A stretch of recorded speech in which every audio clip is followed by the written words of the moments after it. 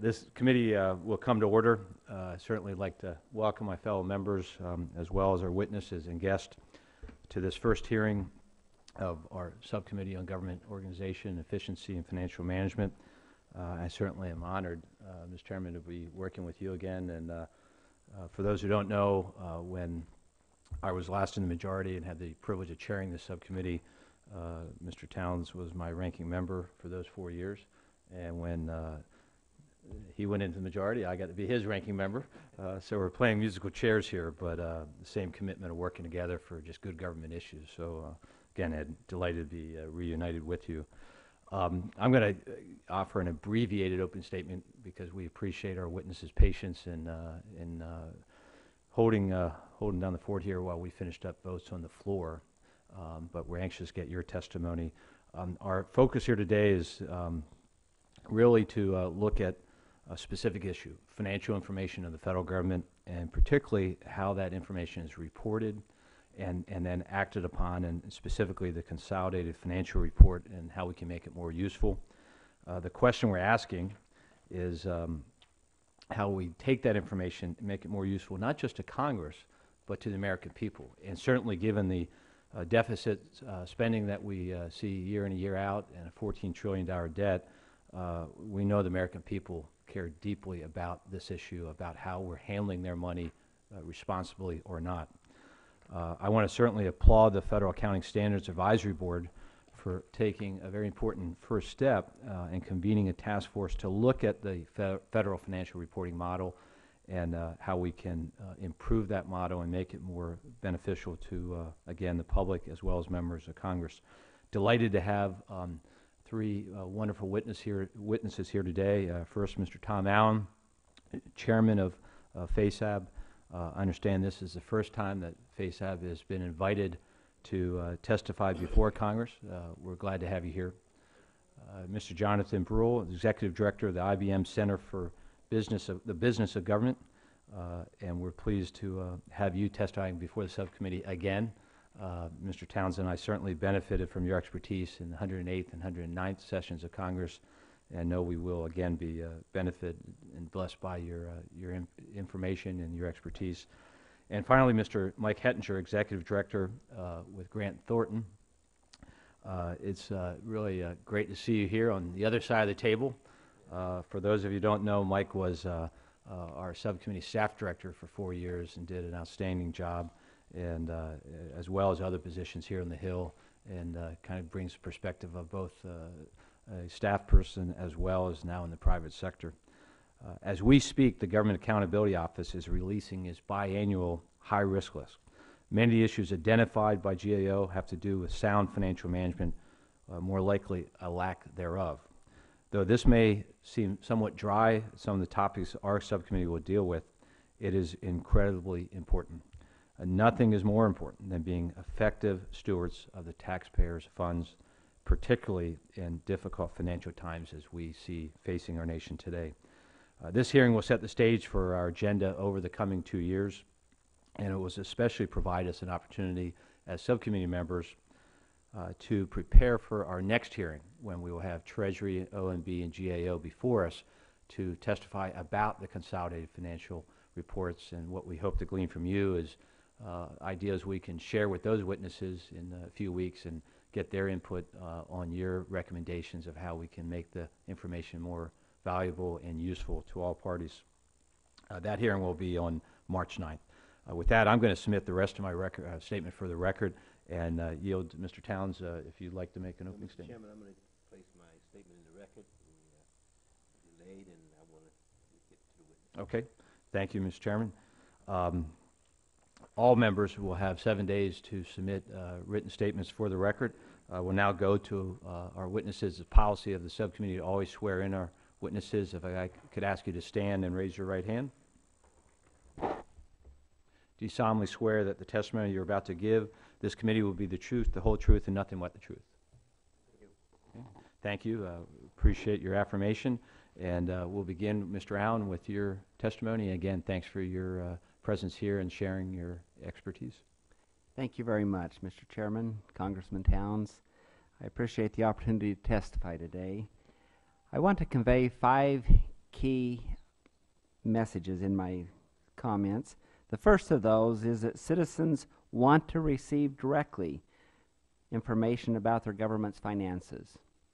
The second of those is that accrual-based financial statements do contain information that is a good indication of the current financial health of the government and of future financial health. The third issue is the federal government is such a complex and large organization that it is challenging to convey its financial information in an easily understood manner. The fourth key point is that internet tools can help in overcoming these challenges, and the other witnesses will talk about that. Number 5, the task force developed a series of recommendations that will be considered in the coming months by FASAB and others to improve federal financial reporting. Exceptional work has gone into improving federal financial reporting since the passage of the Chief Financial Officers Act in 1990. The Federal Accounting Standards Advisory Board, FASAB, plays a key role by providing generally accepted accounting principles referred to as GAAP standards, and has been recognized by the accounting profession as meeting the criteria necessary for a standard-setting body. Accrual-based financial reporting standards issued by FASAB call for recognizing commitments and obligations as they occur, rather than when cash may flow in or out of the federal government. This same measure applies to all companies or organizations in the United States that have audited financial statements.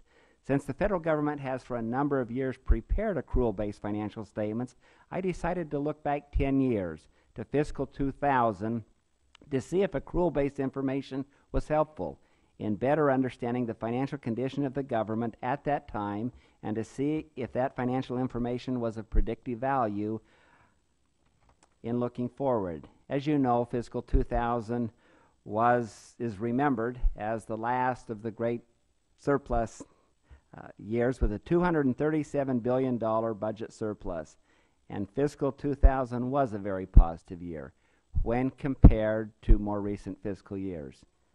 However, information gleaned from the financial statements and the disclosures indicated that even though there were cash surpluses in the years from 2008 to 2010, the debt subject to the debt limit actually increased by $152 billion during that time.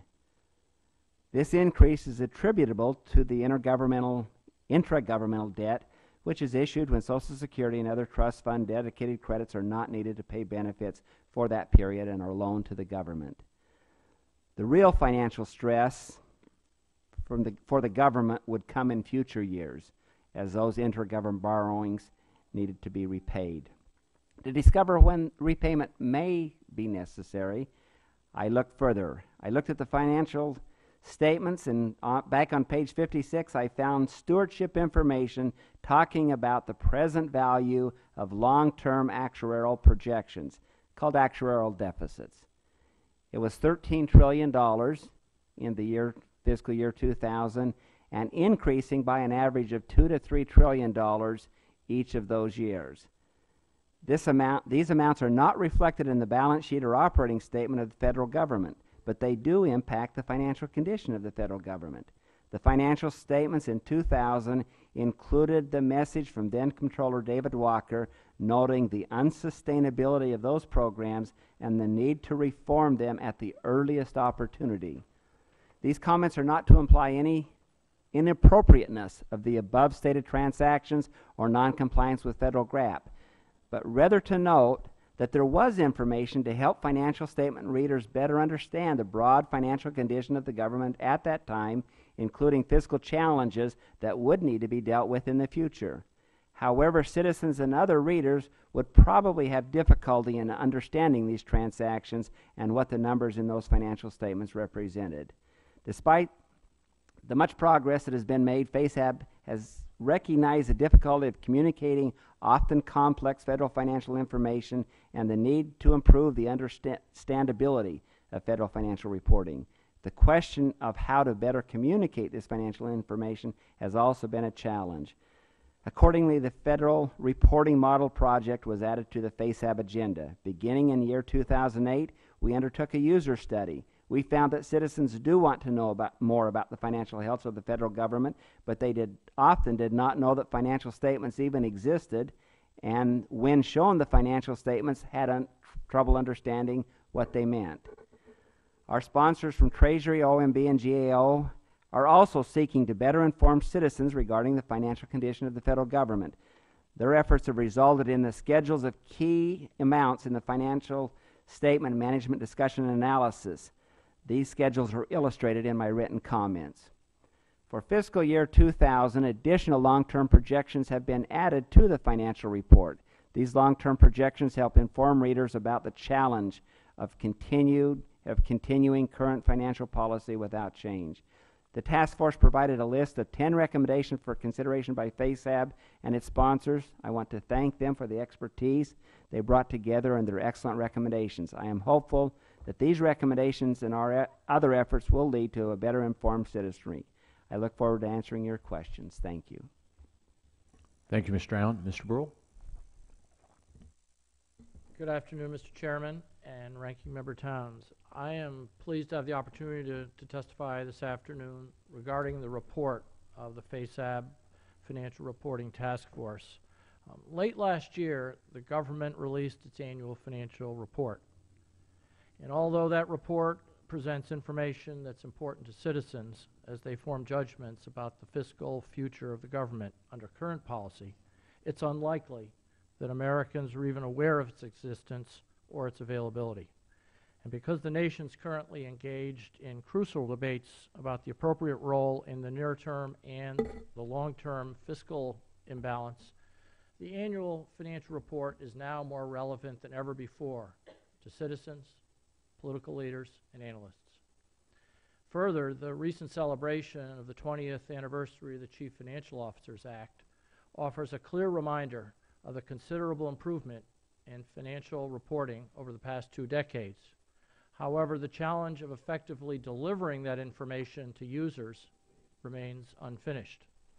I served as a member of the FASAB task force.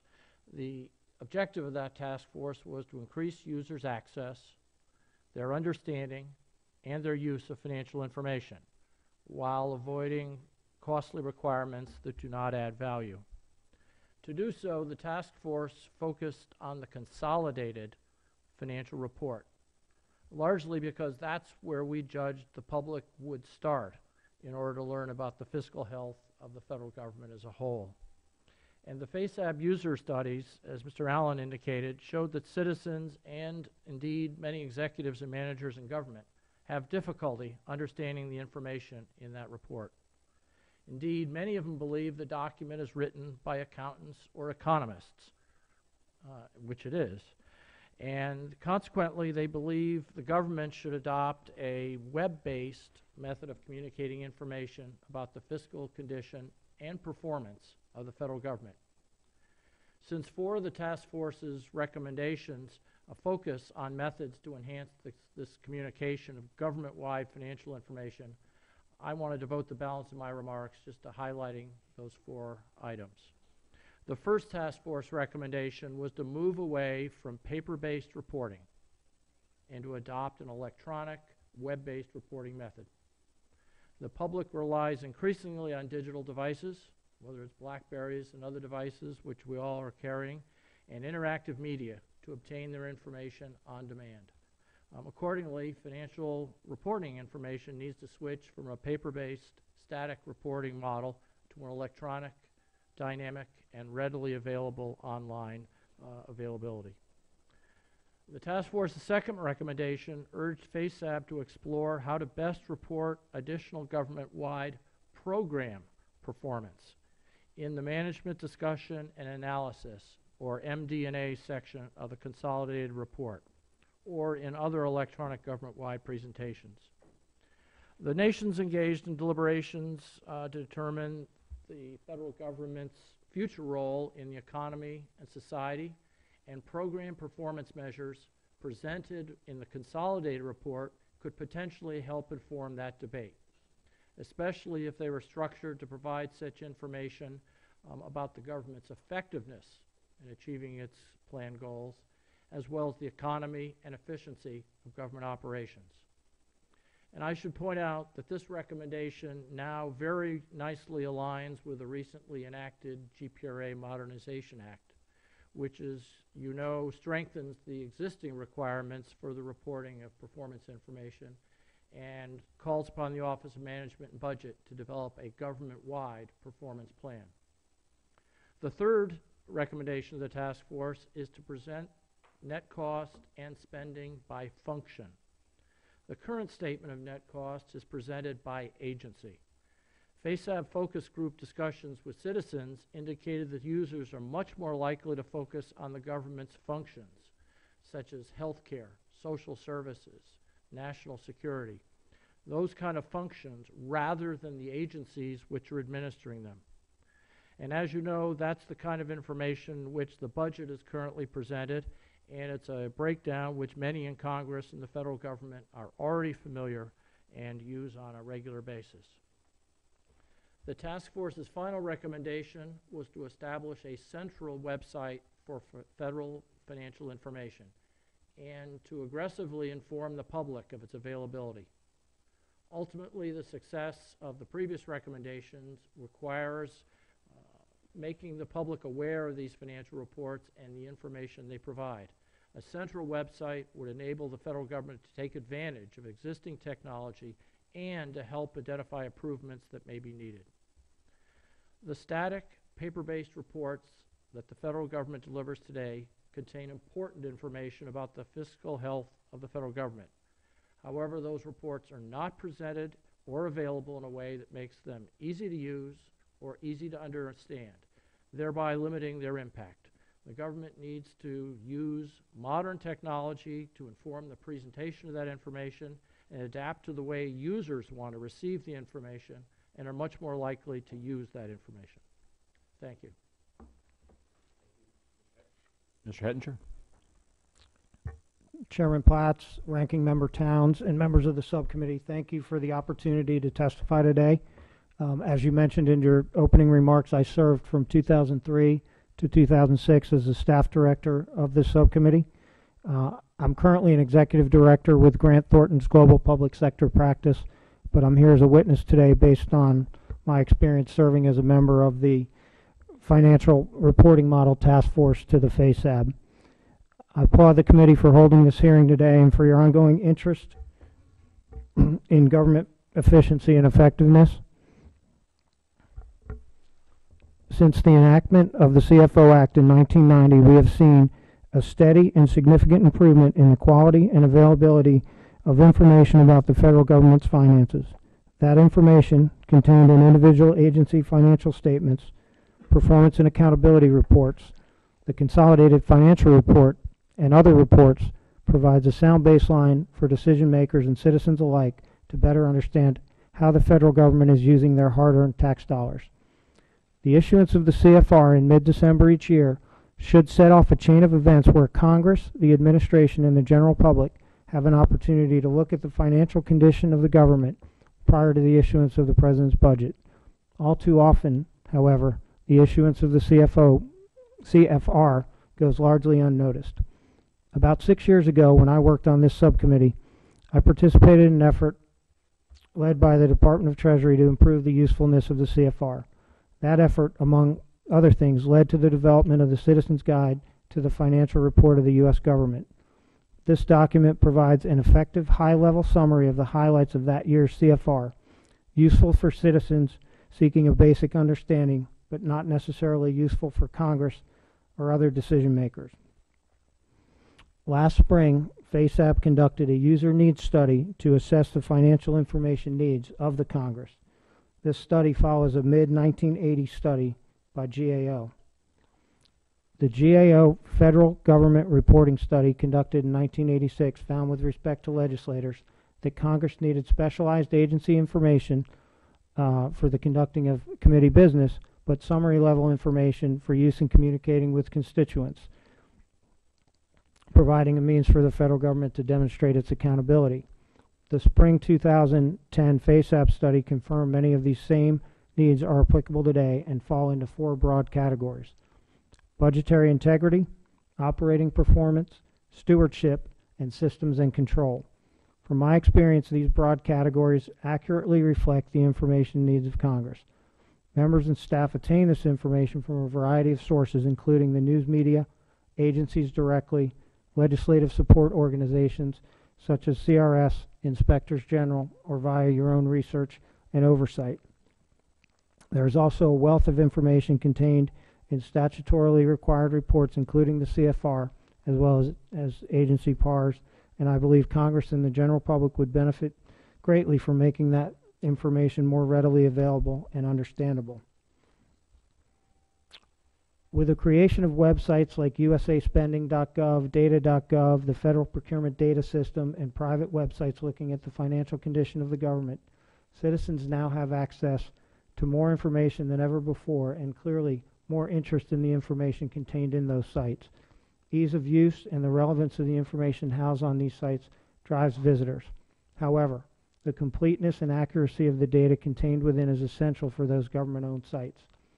The mission of the Financial Reporting Model Task Force, as Jonathan mentioned in his statement, to increase users' access to and understanding and use of financial information in the CFR, while avoiding costly requirements that don't add value, sought to address this very issue.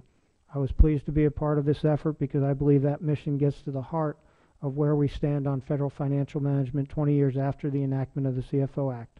We have a great deal of information, but that information is not understandable by the general public or useful for decision makers.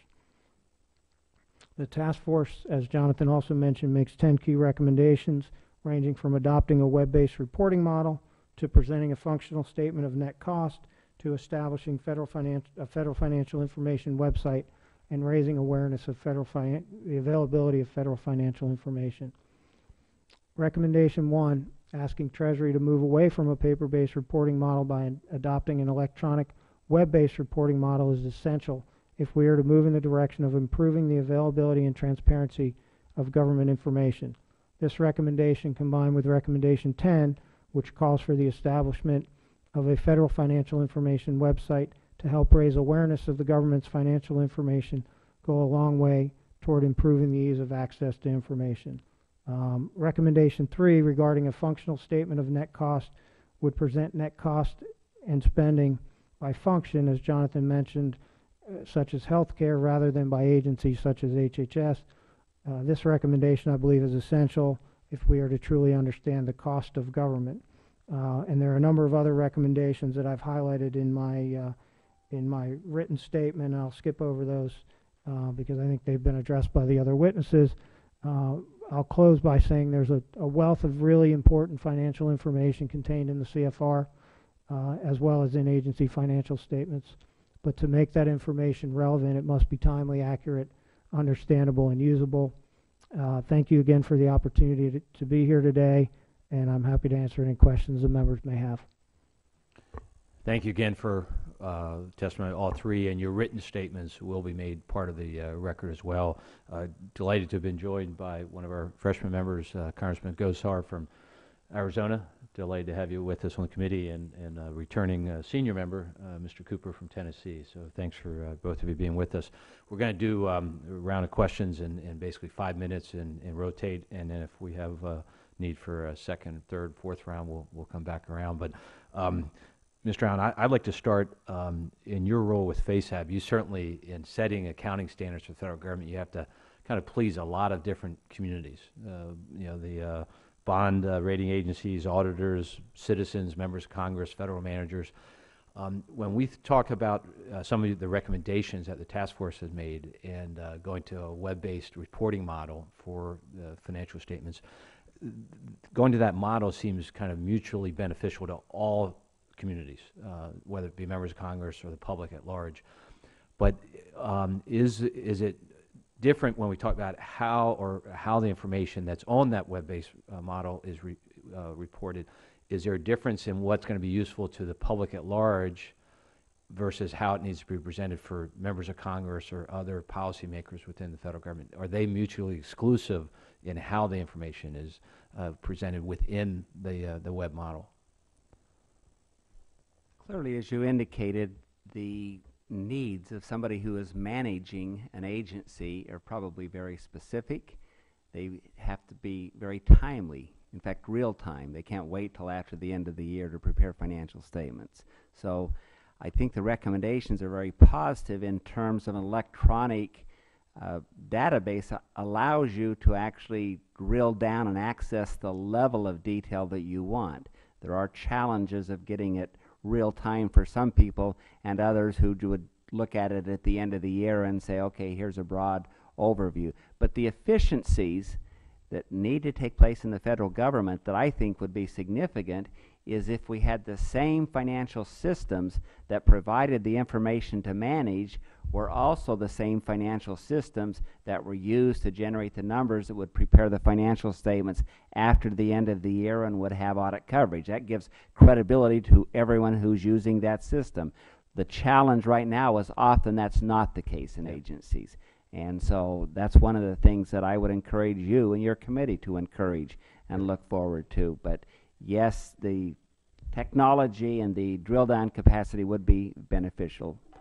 And what you envision when you talk about the drill down opportunities is you have the CFR and kind of the overall report, but if it's a web-based model, then you can link through that web-based model down into NASA or DoD or Commerce and get into the nitty-gritty of that individual department or agency's financials pretty easily. And even beyond what they're now reporting, because what we heard from citizens, for example, everyone was interested in the cost of defense. But what they were interested in is a lot lower detail than anything that's reported now. They wanted to know the cost of a war in a particular country or something like that. So I think as we gather the data electronically, now obviously there's going to be some work in sort of how you cut and dice that information, but you would clearly be able to answer the detailed questions people want. Not too many people say, just tell me the total cost of defense and I'm happy to know that. Is it fair to say that what your FASAB and the task force recommendations are about is, and we already have right-to-know laws, and we have a right to know the information, but it's getting access to it in a usable, time-sensitive manner, is that your recommendation is not changing the right to know, but the access to what you do have a right to know. Right. And through a better resource tool such as a web-based model. Yes, that's a very good summary. Thank you. Mr. Hettinger and Mr. Brohl, when the task force looked at and made your recommendations, what was in maybe the most significant limitation in the way we're doing it now, and was it lack of data, or how we're presenting the data, or just the public's lack of knowledge that the data is out there for them to get and use?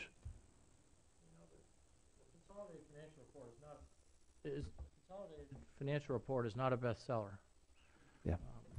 You couldn't go to the local bookstore and find one. I recall one of our meetings, we looked around and we had a hard time finding one at our meeting. So I think the problems are pretty basic. They have to do with the availability of that information, and then second, the presentation, the readability and understanding. The published documents full of spreadsheets, and they're hard-printed spreadsheets. They're not searchable. They're not readily understandable, and they're not the kind of thing that an average citizen could quickly lay their eyes on and understand. It takes some attention and some skill.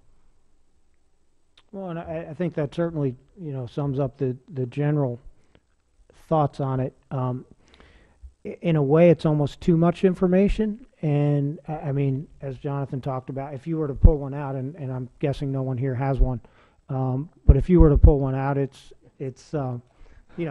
this big, and it's got an awful lot of detailed information in there. And your average citizen is not going to look at that document and quite honestly understand much of anything that's in it.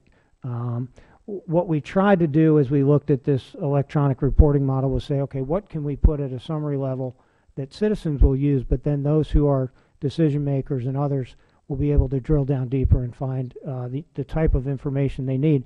I think that's what's interesting about the both the Treasury effort I mentioned from 5 or 6 years ago, as well as the user needs study, because there is a balance. I mean, one of the things we learned in that Treasury effort is the bond rating agencies, Moody's and Standard & Poor's, and those folks are actually very interested in the detailed data that is contained in the consolidated financial report. Your average citizen doesn't want to see the same type of information that that Moody's and Standard & Poor's want to see. So we try to provide a vehicle that will allow for some summary level information, but then a drill down that won't overwhelm people.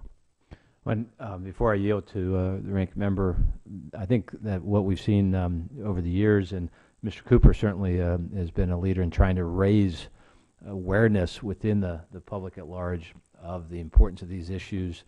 And as Mr. Brill said, you know, it's not necessarily a bestseller, the CFR, but it is really one of the most critical reports that's done for the American people when it comes to how we're spending their money.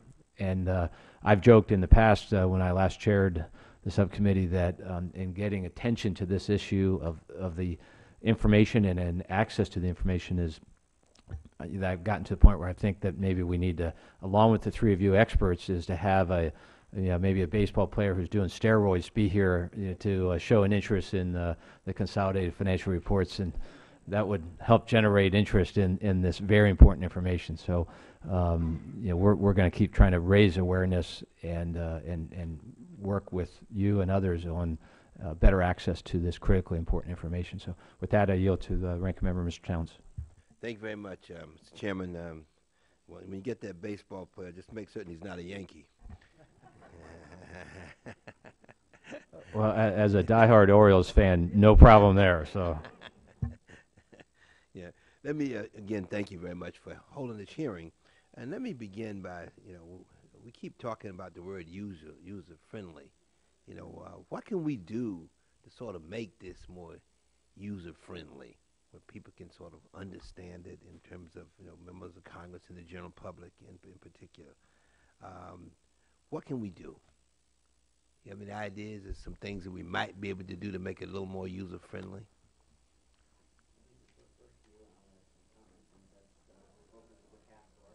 Yes, right. Go ahead. I'll throw out a couple ideas. I mean, obviously, as Jonathan mentioned in his prepared testimony, people get information quicker. They get information electronically primarily. I mean, it's one of these things. In this age, the information comes so much quicker. So I think recognizing that information comes in different forms, the government FASAB and some of the recommendations in the task force, but primarily the Department of Treasury who issues a report, need to recognize the different ways that people get information. And that moves you in a lot of different in a lot of different ways. And the recommendations, I think, to go to an electronic reporting model reflect that. It's important to recognize this is not information contained in the consolidated financial report that everyone has an interest in. And you look at USA Spending and some of the other websites that are out there, there's very specific information to congressional districts and spending that goes on in those congressional districts. And I personally believe a lot of the information and the reason people are driven to those sites is because they want to see how much money, how much of their tax dollars are getting returned to their own congressional districts. The information in here is a little bit different.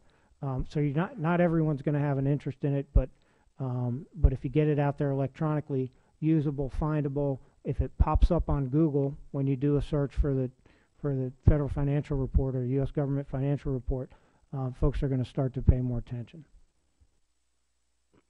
Let me offer two quick suggestions. One is to use many more charts and graphs and colorful displays. The document right now has many spreadsheets and tables, as you might expect, but USA Today, the newspapers, you read the front page of the paper today, bars and charts and graphs are often a more effective way of communicating, particularly to citizens. And so more use of devices like that would be helpful, and again, the web-based tools would be helpful in that regard. The second, and also in the web-based category, is this idea of having it machine readable. Right now, that's a hard document in which you've got usually it's called a PDF file, which is a true copy of the document reproduced for you in hard form or viewable on the screen. But if it was machine readable data, such as recovery.gov had been in the past for the Recovery Act money, you could search by a county or a title or a period of time and come up with the data that particularly corresponded to your particular interests, and would make it a much more user-friendly and user-customized tool for people to begin to dig in. And I think that's indeed why recovery.gov has been so popular. It's getting millions, hundreds of millions of hits because citizens are able to dig in, where the financial statements don't have that ability right now and could change. Thank you. Okay. Mr. Allen. I think, Congressman, one of the challenges is that even people who understand how to read financial statements, when they look at the financial statements of the federal government, it is confusing to them. Traditional financial statements have a very clear bottom line, and they have a clear operating statement that shows how much that financial position changed in a period of time. Now, because of the complexities, and it starts with the way things are budgeted, and when you look at the financial statements of the federal government, you see I have information on social insurance. It is in a separate financial statement. I have information on long-term projections. That's in a separate financial statement. I really don't have a bottom line. If you were to ask me, how did we do last year, just like in my testimony, my written comments, if I ask you, how did we do in 2007, off the top of your head, you would say, great. But in reality, once you start looking at some of the information that I laid out, how great was it? And that's something that you would start asking yourself, in your mind. Well, it was great, but we were increasing our debt. How do those two things reconcile together? So, I mean, that's the challenge that we have with the complexity of the federal government. And that probably would require more than just standards that we would set. That would require a concerted effort of Congress and the way they approach things and the way they budget things and the way it's reported to citizens. So that would be a very comprehensive challenge, but would be a challenge worthy to at least look at to get to a understandable bottom line. Dr. Gosar? Thank you very much, gentlemen, for being here today. It's a two-way street. I think it's also from the legislators to having quick synopsises of what we're actually seeing and being able to convey that to people as well. The nonprofits do this very, very well in some cases, where you see for every dollar we put in, how many cents are actually derived to the source that we're trying to adjudicate for. So with that in mind, I think we have to look introspectively. And from your perspective, what is the best way from an accounting perspective to determine if a government program is using its dollars efficiently? Do you want to talk about there were recommendations on uniting the performance information with the financial? Do you want to go ahead and address that initially, or was that directed to me? All of you. Just, okay. Well, I'll just start it off then. The second of the recommendations was to include performance information. That cost alone was not a sufficient perspective. You really needed to know what you got for that money. And again, that's why I mentioned the recent enactment of the Gipper Modernization Act, which is a renewed attention by the administration and Congress that you need a complete picture of not only what we spend, but what we're getting for that spending, and understanding the performance and results that are being paid for with this money during that particular period of time.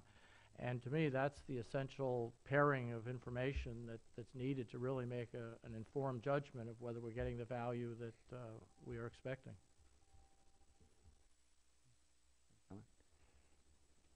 I mean, I'll associate myself with Jonathan's remarks. I mean, there's lots of ways to try to understand how a federal program is whether it's achieving its results. You know, when I worked on the subcommittee, Chairman Platts and I worked together to try to promote a bill which looks somewhat like what the Gipper Modernization Act looked like. That bill changed over time. The intent was to you know, take a programmatic approach to looking at the performance of programs, basically line by line, program by program, building on the Bush administration's, you know, program assessment rating tool. You know, I think it's effective. What you then have to do, as Jonathan talked about, is to tie that program performance information back to budget, and that's really the key in assessing the performance, but then demonstrating some budgetary changes as a result of a program's performance. Easier said than done in a lot of ways, I think, but that's how I would approach it. That's how I think it's been approached, and there have been many, as you know, many efforts by Congress and others over the years to try to understand exactly how effective these programs are being. I would add, I guess you talked about not-for-profit organizations, and even there, the standard setter identified what it is you need to report, cost of raising money versus program services you're delivering, but there is no requirement from an accounting standpoint of tell us how effective you are, and so it is a challenge. In fact, that probably is an area that is best addressed by those who are managing those programs, the agencies themselves. And I think from a standard setter standpoint, we can say you should include program information, but how to effectively present it is probably going to reside with those agencies, with models that may be presented by the task force or others. Well, a follow-up question, because I want to make sure that we're getting right information in regards to the proper accounting. So in your opinion, as accountants and following through in financial statements, in last year's healthcare bill, did Congress follow its due process in properly accounting for funds and cost analysis in a transparent and accurate accounting method? I don't see the 10-foot pole, but my understanding is that there will be a presentation of those people who prepared the financial statements for 2010 and who audited those financial statements, and that will be a presentation that they believe is most appropriately addressed by them as opposed to us as standard setter. Is that a bailout? It is. And Dr. Gosar, that's March 9th. Well, we will have Treasurer OMB before us. I yield back the rest of my time. Thank you. And before I yield to Mr. Cooper, is it safe to say when we talk about getting more performance information in the report and more easily understood, that if you go to that web-based model and have more performance, one of the true intents of moving the CFR up into December is so that it can be used in drafting the subsequent year's budget. And that, you know, in the current model, it doesn't lend itself very well, especially the lack of performance and easily accessed performance information. Is that a fair statement? I think that's true, and I would simply point out that with the new GPRA Modernization Act, at least for the high-level, high-priority goals, the Congress asked for quarterly reporting. So in fact, you could begin to build up a more periodic reporting and have information not only at the end of the year, but during the year when there's some opportunity to make some course corrections or changes if you want to accelerate or decline the trend that you're currently on. So I think that's exactly right. Mr. Cooper? Thank you, Mr. Chairman. Let's be honest. This is one of the most important and most boring hearings in congressional history. We are lucky if this is even on C-SPAN 3. There are about maybe 20 live people in this room, and half of them are asleep, because we are not speaking a language the average American voter understands. So let me put the cookies on the low shelf. And especially I'd like to get Dr. Gosar's attention on this, because as a new member, perhaps he can rescue us. We are now sitting in a room of the only large enterprise left in America that is exempt from using real accrual accounting. This violates the first plank of the contract with America back in 1994-95, in which Congress was supposed to live by the laws it passes for the rest of the people. It's my understanding that every enterprise in this country with revenues of about $5 million has to use, in addition to cash accounting, also real accrual accounting. But somehow the federal government is exempt. We're hypocritical. Now, why is that? Well, first of all, I still can't find one lobbying enterprise in this town, and Lord knows there are thousands of them. There are between 30 and 60 lobbyists for every one of us. Not one of those folks, to my knowledge, is for real accrual accounting for the federal government. Isn't that interesting? When the average Civic Club member back home has to use real accrual accounting for their business, whether for-profit or non-profit. State and local governments have to use real accrual accounting. It prevents them from hiding their unfunded pension liabilities and things like that. So why isn't the federal government using it? This is a mystery that you gentlemen can help us solve, because while we're talking here about electronic display of information or fine-tuning these facts, there's not a lack of information. There's a willful blindness to that information. The rating agencies, Moody's and Standard & Poor's, have already said maybe we have 1 or 2 years left before we face a possible downgrade of the Treasury bond because we're so mismanaging our nation's finances. Now, how are we mismanaging it? According to cash accounting, our debt is on the order of $14 trillion. But if you look at our unfunded obligations, programs like Medicare, Social Security, things like that, it's more like unfunded obligations of 50, 60, who knows how many $1 trillion, many times larger. Our debt this year isn't $1.5 trillion or so, it's more like $2 trillion. So when are we going to get real on these numbers? And that's why I think it's important to be somewhat blunt, be simple without being simplistic, to help the average American understand the situation we're in. Because it's very convenient here today for federal officials to hide the real numbers. You're talking about electronic displays so that the average citizen. The Treasury Department has never held a press conference about the release of the financial report of the United States government. Our own Treasury officials in both parties, whether it was the Bush administration or the Obama administration, they deliberately hide the release of this document, the only one compiled, according to law passed by Senator John Glenn, that uses the real numbers. So forgive me for being frustrated, but the business mantra is if you can't measure it, you can't manage it. We are refusing to measure the dimensions of our problem. A historian will look back at years hence and say they had the tools to do a good job, but they refused to use the tools. The tool is real accrual accounting, because that enables us to see what's not only in the national checkbook, but what's on the national credit card. So I know Mr. Allen knows these issues cold. I appreciate his great service on FASAB. I appreciate the other pioneers who've worked on this. But somehow we have to break the gridlock on this issue. Let's find one business lobby in America that's willing to support real accounting for the federal government. Where is the Chamber of Commerce? Where is the Business Roundtable? Where is the NFIB?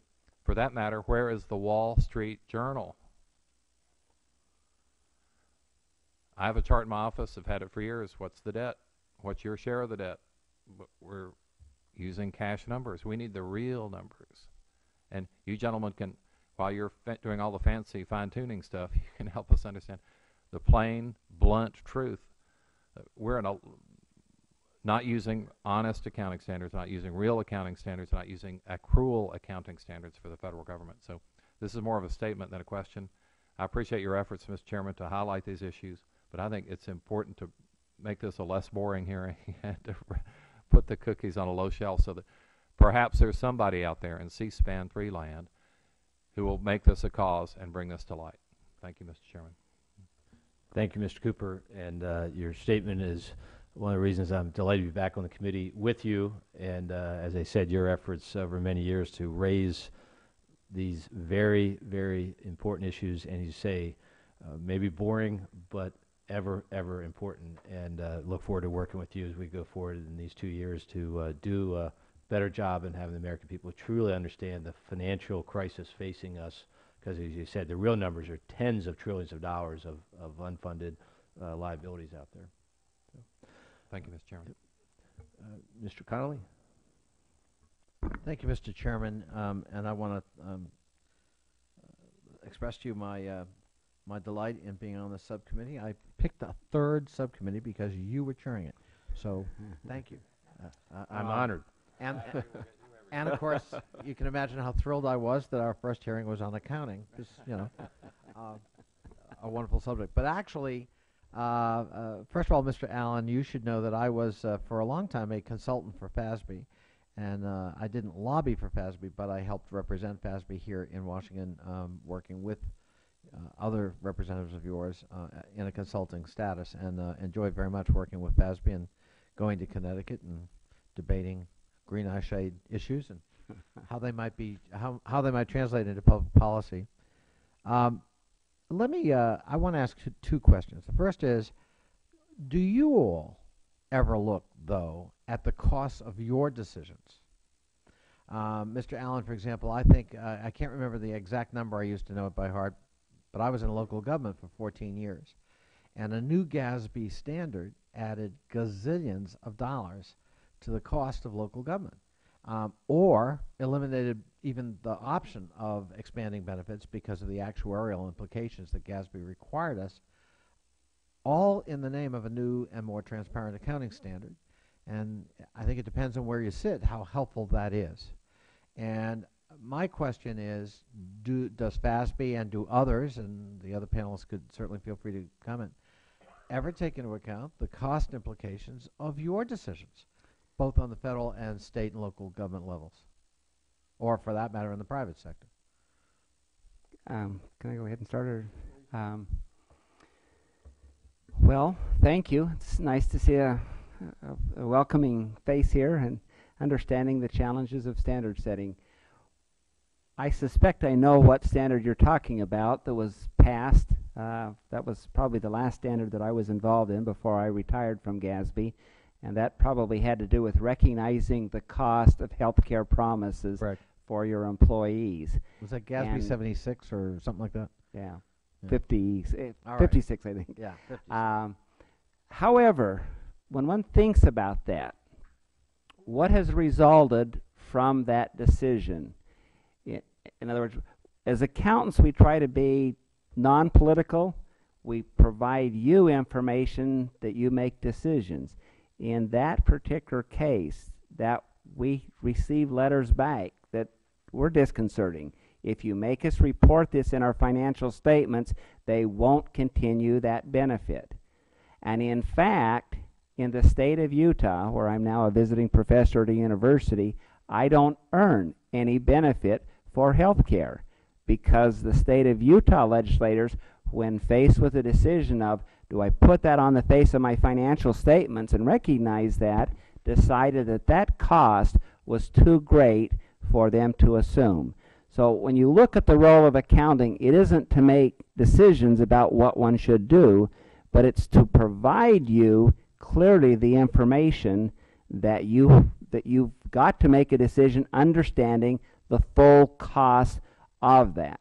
And I think that's what Mr. Cooper was also addressing. This issue, if you put something on the face of the financial statement and recognize it, would you make the same decision that you would make if you don't have to put it on the face of the financial statement? Mr. Allen, if I may, I'm not sure that's really true. When GASB came out with that standard, we didn't have a choice. The bond rating houses weren't going to accept our financial statements if we didn't do what you, in fact, set out for us. And as a result, it wasn't just a matter of make sure the public knows the transparency of the transaction. That meant that when I wanted to give on an annual basis, because everything's appropriated on an annual basis, that's not an applied commitment for tomorrow, maybe I wanted to increase retirees' health care offsets because of the rise in health care costs. I couldn't just do that on an annual basis as we always had done before that GASB, that new GASB standard. I now had to account for the actuarial life of each recipient forever. And that cost suddenly went from whatever it was, X, to 30 times X. Well, Mr. Cooper may think that's a good thing, but I can tell you as someone who spent 14 years managing a county government that was selected as the best managed in the United States, we didn't think it was such a good thing. And it hurt our firefighters and our retirees because we could no longer provide that extra benefit that they deserved and that they had earned.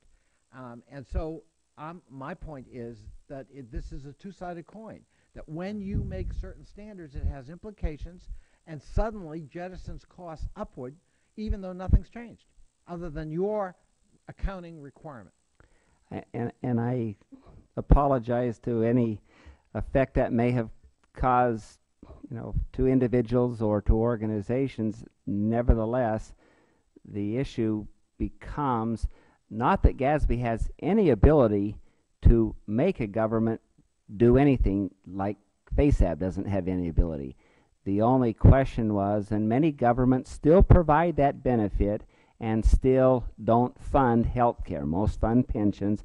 Many still don't fund that health care, but they do have on the financial statements the recognition of the obligation that's there under a concept called intergenerational equity. In state and local governments, that became the driving force, that the cost of someone providing services ought to be recognized in the period that that service is provided, not recognized years later when somebody else paid the cost of those services. So that's the sometimes disconnect that happens between budgeting on a more cash basis and recognizing that cost on a more accrual basis. That's the challenge. Thank you. My time is up, Mr. Chairman. Thank you, Mr. Connolly. Mrs. Norton? Thank you, Mr. Chairman. Well, I wanted to be a member of the subcommittee because I've long had an interest in government efficiency. So that is one of the things we're supposed to be dealing with, and I hope these reports deal with. I ran a federal agency with a very serious underlying mission, but immediately became interested in the inefficiency of the mechanisms because they weren't able to deliver the strong substantive mandate they had. Now, Mr. Cooper speaks about making what you do and the CFR less boring. Anything with numbers alone is always boring. When I look at a graph, I always read some text, even though a graph is pretty picturesque. I don't even know if you use graphs. But the notion of making the work understandable to lay people could not be more important today, because when we hear some of what masquerades in what I can only call propaganda for what is right or wrong with the government, you can understand that it must be that there is no objective, understandable information out there. I mean, some things are a little bit easier to understand than others. For example, Social Security. Well, people still have to be told that the trust fund will last X number of years, and that does give them some sense, a little bit of an understanding of Social Security, although it is kind of lumped together with everything else that needs cutting. It does need cutting, but the distinction is an important one. But if you take another program that I have always found very, very difficult to understand, which is even more seriously running out of money, Medicare, I don't think the average person for whom that means everything has any way to fasten on whether or not it'll be, you know if you're young whether or not Social Security will be available. If it's not there, Medicare certainly won't be there. But what you don't know is Medicare is more seriously running out of money than Social Security is. Now you say, this is Mr. Allen's testimony, says on page 4, mentions a citizen's guide to the financial report that began in 2007, and then at the bottom of the page there's a task force necessary still to make recommendations on how to make this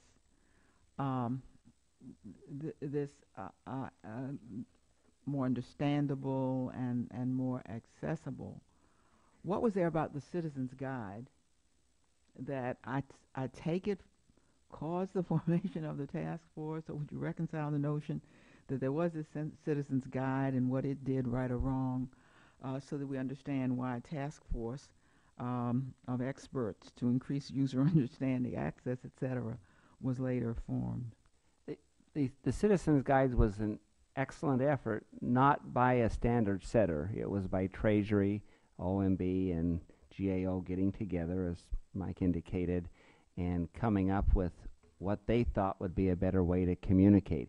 It has the same limitations these two gentlemen have talked about, which is I can look at a summary total of something, but if I want to know any detail about that, I can't go down, to the details to better understand that. So that Because you can't, because because I show one number, I may show the I see. Department of Defense. I see. That's the number. Well, what if that isn't the number? What I want? I want to know some detail about that, and that's why this electronic delivery of information and how to organize the information. Again, back to Mr. Cooper's comment. If you look at some of the illustrations, the 2004 illustration, for example, that came from the Treasury Department, it actually side by side and then combined, the Social Security and other obligation, information, and that was very pleasing to somebody and to some people and very disconcerting to others. But there has been an attempt to try and provide information that in these reports that help you understand better the financial statements. All the Citizen Guide comes from the financial statements. What they're talking about is giving additional information even beyond the summary information you see in the financial statements. I will say just a couple things. One interesting thing is the Citizens Guide is a paper-based document as well. And Jonathan Brule made the point earlier, when the government puts, whether it be the CFR or other documents on a website, it's a static document. They essentially copy it, put a PDF up there, and you can read it, but you may as well be reading the hard copy. And what we're talking about is trying to get a document on there that you can go in and work with and drill down and look at this information, the information that you find important to you, and really understand that information. The Citizen's Guide, a 10, 12, 15-page summary of a 350, 400-page consolidated financial report. It's very helpful, and I was part of the effort when I worked on the subcommittee, working with the folks at Treasury that came up with the Citizen's Guide model. I thought that was a great first step. I think what we're suggesting here, and as Tom points out, from a standard setting standpoint, is that we take it beyond that to something that gets you better access to more information in a more understandable, usable fashion. And as I mentioned in my statement, some of the recommendations really allow you to understand the true cost of government by function, not just necessarily by agency. And I think that is particularly important going forward as you look at the things that you're looking at. Thank you, Ms. Norton. Thank you. We're going to have a second round, and I'll kick it off. And Mr. Allen, I'm going to go back to a little bit of your work with GASB and Chair and setting those accounting standards for state and local governments. In addition to, I think as you referenced, intergenerational equity, are there lessons learned from your work at GASB with state and local government reporting that you think we can well apply to the federal government in what we're doing? I guess the first two that come to mind are probably some that I have already mentioned. The challenge to, as you know, state and local governments focus very much on short-term financial resources, and even the thought of adding these obligations to their financial statement was very disconcerting, and we sought feedback from the bond rating agency that basically said, what's important isn't what you report. We already know you have those things and we already add those up. What's important is that you clearly communicate where you're at and then present information that shows where you're going from there. And I actually think that's applicable to the federal government. I think people who have concerns about reporting stuff, the point isn't that we don't know there's obligations or not obligations out there. The point is, what are you doing about it as you go forward? I think that's very important focus to look at. The other was very consistent with the report. We found that governments, state and local governments report, as Mr. Connolly would tell you, on a fund-by-fund basis. people didn't want to know what was in a particular fund. They wanted to know what the cost of those services were and who paid that cost. So we had to change the whole operating statement to do that, and that will be one of the challenges of meeting the cost-based information that they're talking about. So yes, I think we learned the information that people want about the federal government is very similar to what they wanted about state and local governments. Yep, thank you. Mr. Brule, the 10 recommendations of the task force, we're still looking at the budget release this week. Are you aware of any of those recommendations being incorporated into what's been put forth by the administration on this the 2012 budget? Mr. Chairman, I'm not, but I would doubt very much that there's a cost. In fact, we were hopeful some of these recommendations would, in fact, save costs by moving away from paper-based printing and distribution. And I don't think any of them really are costers. I think they're pretty much cost neutral. And our recommendations were so recent, I would doubt very much that the OMB has had an opportunity to incorporate them in any of their thinking quite yet. Okay. In fact, they were made to the FASAB, and they'll get to OMB shortly when they come to the next FASAB meeting. Okay, thank you. Mr. Towns? Thank you very much, Mr. Chairman. Let's talk about how strong the government's financial statements are for a minute. I guess I'll start with you, Mr. Allen. Your organization sets accounting standards for the federal government. That's accurate, right? Yes. Isn't it true that every year there are government agencies with financial statements that cannot meet government standards?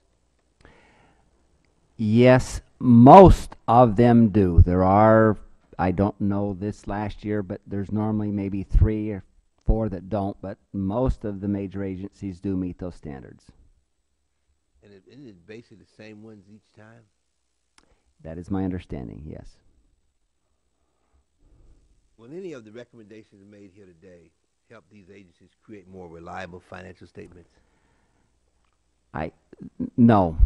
The issue is once you provide the information that's asked for, these recommendations will help discuss how it ought to be more effectively communicated, how it can be more effectively accessed, but I can tell you, for example, that one of those, as you well know, is the Department of Defense accounting for, their assets.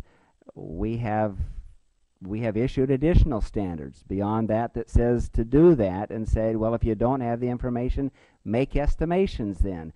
Do something to try and move forward. So we recognize that there's value in information. We don't want people to spend tons of time researching old costs, so we're trying to be cost effective, but that agency still has to arrive at some point in time of having the information, and then you can talk about how better to communicate it. Right. Mr. Brule, if an agency publishes unreliable financial statements on a central website, that can lead to all kinds of confusion. So what can we do to avoid that kind of situation? The point is that once that gets out there, and if it's not correct, that could create some serious problems. Well, I'm not sure the information's unreliable. It hasn't passed the audit standards. But I think it's just as important to have that disclosure as to what we do know about that situation. And it might add a little shame and humiliation to the situation, so that might get people's attention to insist that they do adhere to the standards. So again, I think the idea of a little disclosure is helpful by making it known that is the condition, and it's a condition that doesn't satisfy the auditors yet, and that ought to upset the public, and that gives them an opportunity to insist that the matter be corrected. In closing, is there anything on this side that we need to do as members of Congress to make this work? These 10 recommendations and of course, anything we need to do? You want to address that, Mike, since you work for this committee, staff this committee? Yeah. I think obviously drawing attention to the Familiar with the committee. I think drawing attention to the issue as we're doing today is an important first step. there's a lot. I mean, the recommendations I think speak for themselves, but there are a lot of recommendations in there. These are recommendations that we have made to FASAB. There's absolutely no reason that as you look at legislation, as you conduct your oversight, that you, I mean, you should look at these recommendations, and some of them may be things that you all could incorporate into a legislative proposal. Some may not, and some would have to be tweaked to be incorporated into a legislative proposal. But certainly the transparency, the things that call for the centralized website and the web-based reporting, those are all things, quite honestly, that Congress could do through legislation. A lot of that, I mean, USA spending, all of those things have been legislated, and so certainly you could do that. I don't. Beyond that, I mean, certainly want to take a look at them, and there may be partial solutions to some issues, full solutions to others, but I think you want to take a look at that. And certainly those of us who are on the task force and others who've been involved in that process would be happy to help. Thank you, Mr. Chairman. Mr. Conley? Thank you, Mr. Chairman. And by the way, I would ask unanimous consent to enter my statement into the record. Without objection. I thank the chair. And I said I had 2 questions, so now I go to my second one. We hear a lot about what more transparent and accurate accounting could do for the federal government. I wonder what your thoughts are about the critique that is sometimes raised that what we don't do very well, and you alluded to it, Mr. Brule, with respect to, or maybe you, Mr. Allen, with respect to the Pentagon, accounting for assets. But in the public sector, we're not always good at differentiating between consumption spending and investment, which you do in the private sector. And we're not always good at accounting for what is an asset. Especially in the public sector, it's a little squishier sometimes than it is in the private sector, for good reasons. But in any event, I would like your views on that. How do we get our arms around assets and spending that constitutes investments versus some other kinds of spending? One of the concerns I've got, and we've got the continuing resolution on the floor of the House right now, is almost a mindless approach to spending. It's all bad and it's all the same. Well, it isn't. The spending on the interstate highway system, which was initiated by a Republican president, had a return on it that is impossible to calculate. It was so great. And aren't we glad we made that spending decision? Yes, it costs money, but it's different than purchasing a bottle of water and consuming it. I wonder what your thoughts are on those 2 issues and how we can better account for them and how they would perhaps affect that picture. Well, Mr. Conley, I think your point is exactly the one that's addressed by this new Gipper Modernization Act, which is recognizing the need to marry the information about cost with information about what the results or performance is that you're buying for it. Is it just water you're consuming, or is it a long-term investment that's going to accrue benefits over time? And having that kind of performance information visible alongside the cost, so you can make a judgment as to whether that dollar is more or better spent here rather than there. And that's why one of the recommendations of this task force to inform those kind of decisions was to have performance information highlighted in the consolidated report as well, so the citizens would have some more information about what they're getting for those dollars that are being spent. Go ahead. Oh, okay. I'll just add real quick, the property, plant, equipment, the asset issue is one that I'm sure as the committee conducts its oversight and you begin to look at individual agency financial statements, you're going to see a recurring theme. And part of that recurring theme is going to be it's very difficult as part of the financial statement process to properly account for assets. And in particular, you're going to see that problem, I think, as it relates to places where they have huge assets like the Department of Defense, where you have aircraft carriers and ships, or NASA, where you have satellites and things like that. Those are assets, from my experience, and I'm not an auditor, but I did work on the committee for 4 years.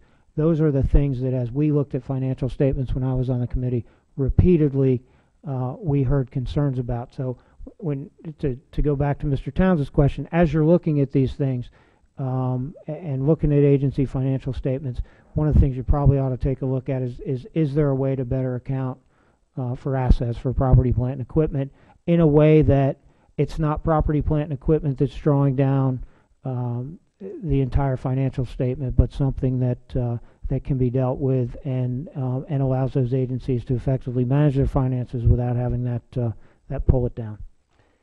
And I would just add that property, plant, and equipment is not the most important thing to account for in the federal government, absolutely. I think from my personal opinion, and everything I say obviously is my opinion, not FASAB's opinion, but from my personal opinion, the only thing that's important is, or the most important thing is to decide, what are you going to do? Or should we expense all of these things, you know, when we buy them? Should we capitalize? What? And it almost doesn't matter. What matters is that you apply something, you make a decision, you apply it consistently going forward from that point. Then you can measure its impact on the rest of the operations of the financial government. Is this truly something that has long-term benefits that we want to capitalize and use up over the long term? If it isn't really significant, because the federal government's sure significant, maybe we'd be better off just expensing it in the year that we make that expenditure. And Mr. Chairman, I know my time is up, but I do think this is a very important aspect of what we're talking about, and I hope someday we can expand on it. I can just tell you in my own local government, when I first got elected, there was no ROI analysis on certain investments. So it was the clipboard method. Someone went around and said, okay, Jonathan, what do you think you need this year for technology? Well, I think I need 6 computers, and maybe I should have 8 just because government being government, who knows when I'll get replacements. And there was no question of, well, but wait a minute, let's match your request against Mike's because he actually can show ROI and we know he's productive and you need to compete with him for us to make that investment. You're going to have to justify it. At the time, a completely alien concept. Today, I'm proud to say we do it very rigorously and everybody understands they're going to have to justify that and other kinds of investments and that they're in competition with other agencies. And I'm just wondering, I mean, we haven't got time to do it, but it is my fervent hope that we can have a similar appreciation in the federal government so that we're actually looking at return on investment when we make investments. Thank you, Mr. Chairman. Thank you. I want to thank our witnesses again, and both for your expertise that you've shared and your knowledge, but also your patience here with hearing that because of the floor votes didn't start for about almost an hour and a half late. And we look forward to continuing as a committee working with each of you individually and collectively as we go forward and helping set the stage today for our March 9th hearing when we do shed some light on the consolidated financial report. And as Mr. Cooper said, there may not have been a press conference held when it was released, but we're going to do our best to make sure the American people know what it says and how important it is for them to know what it says, because it's about their money. So with that, we're going to keep the record open for 2 weeks. If there's any additional information to be shared, along with written statements from members, again, thanks, and this hearing stands adjourned.